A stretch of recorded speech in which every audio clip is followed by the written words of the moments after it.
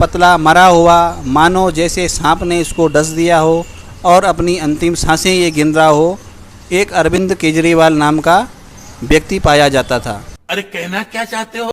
नमस्कार, प्रणाम, जय श्री राम, हर हर महादेव। सैलू बहुगुणा ऑफिशियल पेज पर आप सभी राष्ट्र प्रेमी भाई बहनों का हार्दिक स्वागत है व अभिनंदन है। दोस्तों, आज हम बात करेंगे अरविंद केजरीवाल के राजनीतिक जीवन की शुरुआत और उसके अंत तक। अंत का यहाँ पर मेरा अर्थ है जब तक कि उन्हें ईडी की रिमांड में नहीं भेजा गया है तब तक की चर्चा होगी। दोस्तों, सन 2011 में भारतवर्ष की भूमि पर एक अन्ना हजारे नाम के व्यक्ति ने बड़ी धूम मचा दी। एक ऐसे आंदोलन को जन्म दिया, एक ऐसे आंदोलन की हवा इस देश में चल पड़ी जो कि अन्ना आंदोलन के नाम से जानी गई या अन्ना हजारे नाम से जानी गई। दोस्तों, मैं इस आंदोलन के विषय में ज़्यादा नहीं कहूँगा क्योंकि हमें अभी अरविंद केजरीवाल उर्फ घुंघरू सेठ उर्फ दिल्ली का नटवर लाल उर्फ दिल्ली का मालिक, उसके पाप के घड़े को भरना है। खैर, हमने क्या भरना है, उसने खुद भरा है और उसको फिर फोड़ना है कि कैसे कैसे करके ये व्यक्ति भारत की राजनीति में घुसा और उसने जो है भारत की राजनीति को कलंकित कर दिया। खैर दोस्तों, अन्ना हजारे का जो आंदोलन था वो हर गली, हर नुक्कड़, हर चौराहे पर सारी पब्लिक का दोस्तों उस जन आंदोलन को साथ था। भ्रष्टाचार के विरुद्ध ये आंदोलन खड़ा किया गया और उन अन्ना हजारे जी की तरफ से एक सरकार को जन लोकपाल बिल बनाने की मांग की गई, जिससे भारत के सिस्टम में, भारत की न्यायपालिका हो चाहे कार्यपालिका हो, उसमें 60% की घटोतरी का इसमें बड़े बड़े विद्वानों के द्वारा अनुमान लगाया जा रहा था। 40% भ्रष्टाचार तो तब भी रहना था, लेकिन कुछ नहीं से तो कुछ सही, भागता भूत की लंगोटी, कुछ भी मिल जाए। तो दोस्तों, जैसा कि हर आंदोलन का हश्र होता है, इस आंदोलन का भी वैसा ही हश्र हुआ। अच्छा, 10-12 दिन तक इस देश में खूब चर्चा हुई, चिल्लम चिल्ली हुई, लेकिन फिर बाद में अन्ना हजारे का अनशन तोड़ा गया। अन्ना हजारे साहब अपने गृह क्षेत्र मुंबई, महाराष्ट्र, जहाँ के वो हैं, वहाँ वापस चले गए। उसी अन्ना हजारे आंदोलन में दोस्तों, अन्ना हजारे जी के आसपास एक व्यक्ति दुबला पतला मरा हुआ, मानो जैसे सांप ने इसको डस दिया हो और अपनी अंतिम सांसें ये गिन रहा हो, एक अरविंद केजरीवाल नाम का व्यक्ति पाया जाता था। और इसके साथ दोस्तों इसके सहयोगी थे प्रशांत भूषण, जो कि एक वामपंथी विचारधारा का आदमी है। कई बार वो भक्तों से पिट भी चुका है। दूसरा कुमार विश्वास, जो कि एक बहुत बड़े कवि हैं, पहले इन्हीं के साथ थे, फिर बाद में अब वो आजकल अलग हो चुके हैं। कोई दीवाना कहता है, कोई पागल समझता है, जो इनकी कविता थी, बहुत प्रचलित हुई थी और उससे बड़ी इनको फेम मिली और आज ये बहुत बड़े कवि हैं ये। और एक और हैं योगेंद्र यादव, हरियाणा से आते हैं। ये योगेंद्र यादव भी पहले अरविंद केजरीवाल के साथी थे। तो जो है ये नटवर लाल ने जो है इनके पिछवाड़े में भी लात मार दी थी। अब ये अलग हैं, लेकिन केजरीवाल का विरोध नहीं करते हैं। अभी भी आप टीवी चैनलों पर बैठकर देख सकते हैं कि ये जो योगेंद्र यादव है उसका बिल्कुल भरपूर पक्ष ले रहा है, जबकि इसके पिछवाड़े में सरजी ने ही लात मारी थी। तो दोस्तों, अब अन्ना हजारे आंदोलन से ये जो व्यक्ति जुड़ा था अरविंद केजरीवाल, ये और इसके 2-4 ये दोस्त प्रशांत भूषण, योगेंद्र यादव, कुमार विश्वास, ये जो है कुमार विश्वास के घर में बैठते हैं दिल्ली में। ये कुमार विश्वास जी ने ही अपने कई वक्तव्यों में ये बात कही है। इन्होंने एक पार्टी बनाने की सोची कि हम जो है गरीब जनता को, ये जो भारत की जो पब्लिक है, इसको ये जो भ्रष्टाचार जो हो रहा है नेताओं के द्वारा, इससे कैसे मुक्ति दिलाई जाए और जो काम होते हैं सरकार के द्वारा, इसमें अनियमितता जो पाई जाती है, इसको कैसे कम करेंगे। उसके लिए इन्होंने एक पार्टी का नाम लिया और इस पार्टी का नाम दोस्तों आम आदमी पार्टी रखा गया। इनको इलेक्शन कमीशन से चुनाव चिन्ह भी मिल गया, झाड़ू इनका चुनाव चिन्ह था। दोस्तों, ये प्रचंड जीत इनको जो है दिल्ली में मिली। लोग कहते हैं ना कि मोदी की सुनामी आ गई, मोदी की लहर आ गई, दोस्तों, दिल्ली में जो केजरीवाल की लहर आई, उसके सामने मोदी की लहर कुछ भी अभी तक नहीं है। 2014 में 272 सीटें और 2019 में जो है 302 ही सीटें भाजपा को मिली हैं। ये कोई ज़्यादा प्रचंड बहुमत है, लेकिन उतना नहीं है। 543 लोकसभा सीटों में से केवल 302 ही हैं। लहर तब मानी जाती, सुनामी तब मानी जाती जब 400 पार का जो नारा अभी मोदी जी ने दिया है और ये 400 सीटें आ जाती हैं तो तब आप कह सकते हैं। लेकिन दिल्ली में जो है केजरीवाल की आंधी और तूफान आ गया था। 90 सीटों में से 87 सीटें जो है जनता ने इनकी झोली में रखी।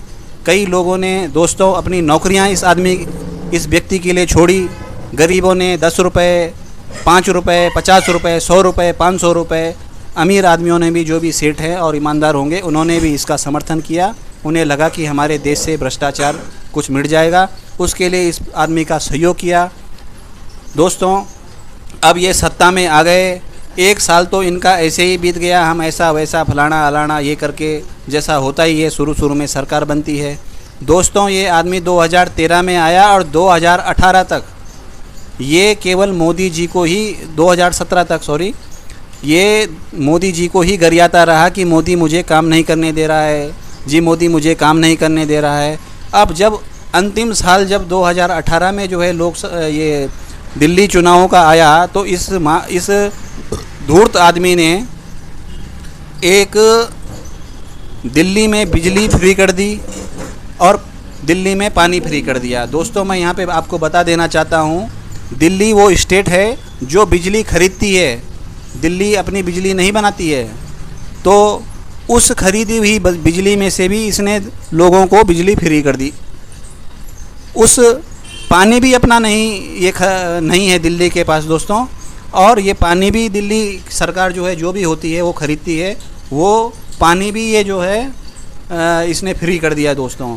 फिर आगे चलकर दोस्तों एक इनके जल मंत्री हुए सत्येंद्र जैन, वो जो है सीबीआई की चपेट में आते हैं, घोटाला होता है और ये उसकी पीठ थपथपाते हैं, कहते हैं कि ये तो भगत सिंह के ख़ानदान का है, जाओ, पीठ पर थपथपी मारते हैं और बोलते हैं जा हम तेरे साथ हैं। और बेचारा जो है वो अपनी माँ बाप का आशीर्वाद लेके और अपने बीवी बच्चों के साथ फ़ोटो खिंचा के जेल चला जाता है। ये आप सब लोगों ने देखा है। दूसरे नंबर पर दोस्तों इनके शिक्षा मंत्री, ये जो मनीष सिसोदिया हैं दोस्तों, ये आते हैं, ये भी इस मामले में फंसते हैं। और मामले में जब फंसते हैं तो ये भी जो है अपने माँ की बिल्कुल जो है जाते समय जब इनको ईडी गिरफ्तार करके ले जा रही थी तो माँ का आशीर्वाद लेना नहीं भूले और इनको भी कहा, अरे वाह तू तो कट्टर भगत सिंह है, जा हम तेरे साथ हैं।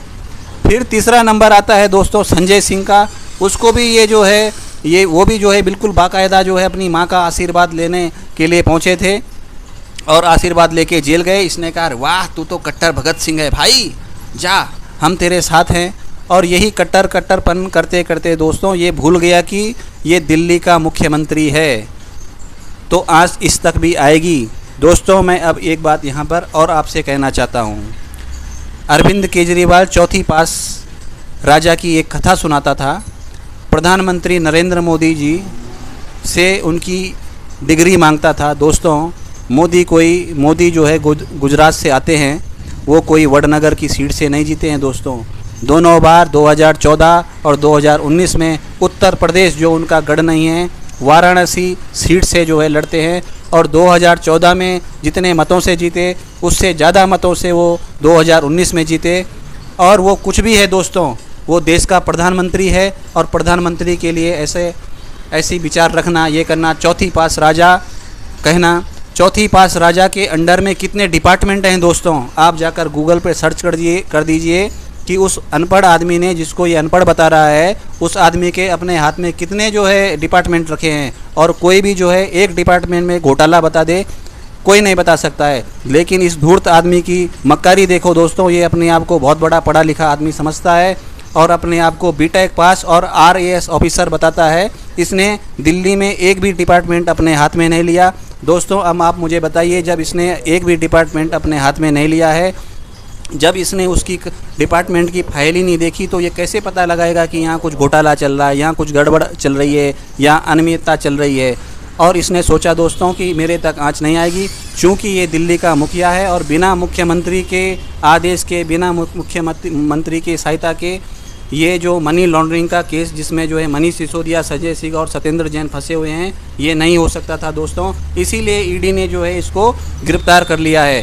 फिर अदालत में जब इसको पेश किया गया तो ये धूर्त आदमी खुद अपनी वकालत करने लग गया और इसने जो है कोर्ट के सामने कहा कि मैं जो है मेरे खिलाफ़ केवल 4 सबूत हैं, 4 जगह मेरा नाम आया है, मेरा कहीं इससे नहीं है। लेकिन अदालत ने भी जो है इसको ज़मानत देने से मना कर दिया।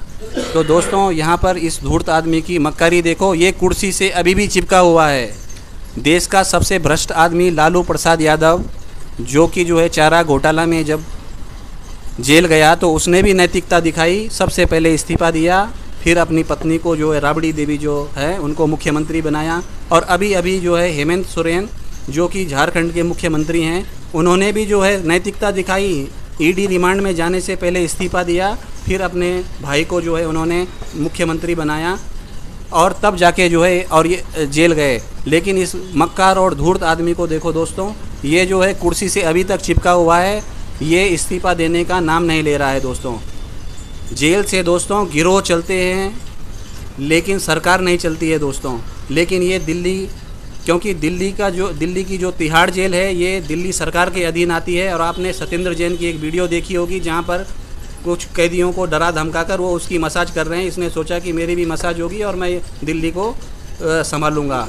और इसके जो चमचे हैं दोस्तों, आतिशी मारलेना जो है और सौरभ भारद्वाज, बड़े उस दिन खुश हो रहे थे जिस दिन ईडी की रिमांड में इसको लिया गया था, क्योंकि उन्हें लगता था कि अब हम दोनों में से ही किसी का नंबर है कि हम जो है मुख्यमंत्री बनेंगे। लेकिन दोस्तों ये केजरीवाल इतना मक्कार आदमी है, इसने अपनी पत्नी को जो है ये बुलाया, उससे बातचीत की और अब लगता है कि दिल्ली की मुख्यमंत्री जो है सुनीता केजरीवाल जो मुख्यमंत्री हैं, इनकी पत्नी बनेंगी। और तब से देखिए दोस्तों, आतिशी मारलेना है जो पागल हो रखी है। एक वीडियो उसका भी चला था, वो कहीं पे गाड़ी उसकी जा रही थी और वहाँ पर किसी के साथ बदतमीजी कर रही थी। तो दोस्तों ये रहा आज का अंक। अगले अंक में किसी नए विषय पे फिर मिलेंगे दोस्तों। आपको ये विश्लेषण कैसा लगा दोस्तों?